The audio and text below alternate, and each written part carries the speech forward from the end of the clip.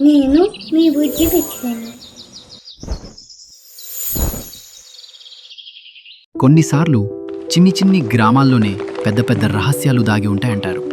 కాలంతో పాటు ప్రయాణం చేసి కనిపించకుండా పోయిన అతని తండ్రిని కనిపెట్టడానికి కేవలం అతని తండ్రి విడిచి వెళ్ళిన ఆ పుస్తకమే టైం మెషిన్ నిర్మించడానికి ఆధారమైంది. తన తోటి మిత్రులు ఆడుకుంటూ ఉన్నప్పటికీ అతను మాత్రం ఎలక్ట్రిక్ పరికరాలు సేకరించే పనిలో పడ్డాడు. కాలంతో పాటు అతని ప్రయత్నం కూడా ఆగలేదు. ఈసారి ఇది ఎలా అయినా పని చేసి తీరాలి. కానీ ఆ రోజు అది పనిచేసింది. బయట వర్షం పడుతుంటే ఆ రోజు ఆ రూమ్ నుండి నక్షత్ర కాంతి బయటకు వెదజల్లింది. అతను కాలంతో ప్రయాణం చేస్తూ జరిగిన కాలాన్ని చూస్తూ ఉండిపోయాడు.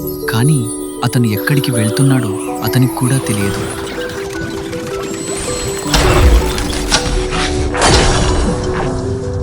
ఇంతకు అతని పేరు చెప్పలేదు కదూ. అతని పేరు సూర్య.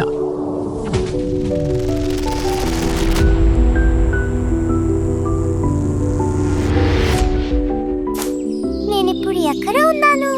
చూస్తుంటే ఇది పెద్ద అడవిలా ఉంది. ఆశతమైంది. సాధించాను, నేను సాధించాను. ఇక్కడ మా నాన్నని ఎక్కడ వెతకాలి? చాలా భయంకరంగా ఉన్నాయి.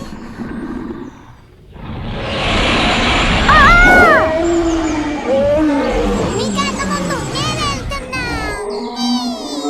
నేనే గెలిచాను. నేను గెలిచాను. సూర్య గడిచిన రోజుని చూసిన ఆ డైనోసార్లను నక్షత్ర కాంతిలో బొమ్మలు గీసేవాడు. ఈ పువ్వు చాలా ప్రకాశవంతంగా ఉంది. ఎందుకు? ఆ పువ్వులు ప్రత్యేకం అనుకుంటూనే వాటిని తొక్కుకుంటూ వెళ్ళిపోయాడు.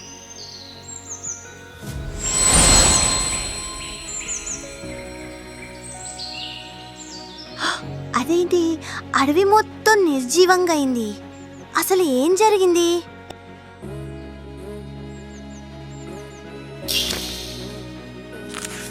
నా జ్ఞాపకాలు ఒకదాని తర్వాత ఒకటి మొత్తం మాయమైపోతున్నాయి. తప్పు ఎక్కడ జరిగిందో అర్థం కావటం లేదు. వెంటనే టైం మిషన్ దగ్గరికి వెళ్ళాలి. లేదు, ఇలా అసలు చెడి ఉండకూడదు. ఇప్పుడు నేను ఏం చేయాలి?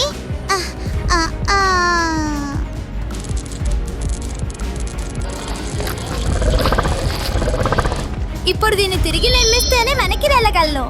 సూర్య చాలా కాలం అక్కడే ఉండిపోవాల్సి వచ్చింది. కాలంతో పాటు అతను పెద్దవాడయ్యాడు. అడవిలో లభించే సహజ ఖనిజాలతో టైం మెషిన్ని బాగు చేశాడు. కానీ దాని ప్రారంభానికి కావలసిన పవర్ లభించలేదు. నా పరిశోధనల ప్రకారం ఆ పువ్వులోనే ఎనర్జీ ఉంటుంది అనుకుంటున్నాను. అవును, నిజమే. ఈ పువ్వుని కరిగించగా వచ్చిన శక్తితో టైం మెషిన్ని స్టార్ట్ చేయొచ్చు. ఇప్పుడు నేను ఎక్కడికి వెళ్ళాలో డిసైడ్ అయ్యాను.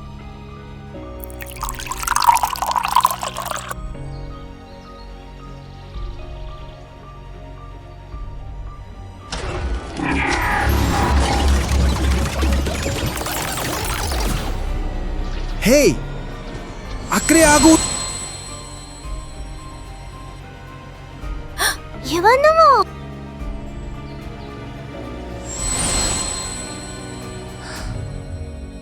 ఇక్కడికి వెళ్ళొచ్చావు?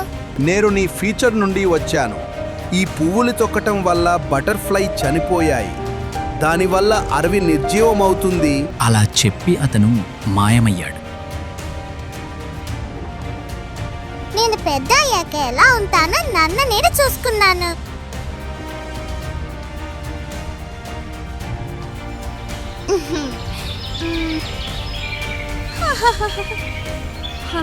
టైం ట్రావెల్ చేసి మా నాన్నను వెతకాలి అనుకున్నాను. కానీ కాలంలో జరిగే చిన్న మార్పు పెద్ద పెద్ద పరిణామాలని సృష్టిస్తుంది అని తెలుసుకున్నాను.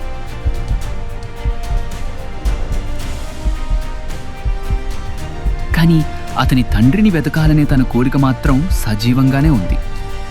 ఈసారి మరో కొత్త ప్రపంచంలో కలుద్దాం.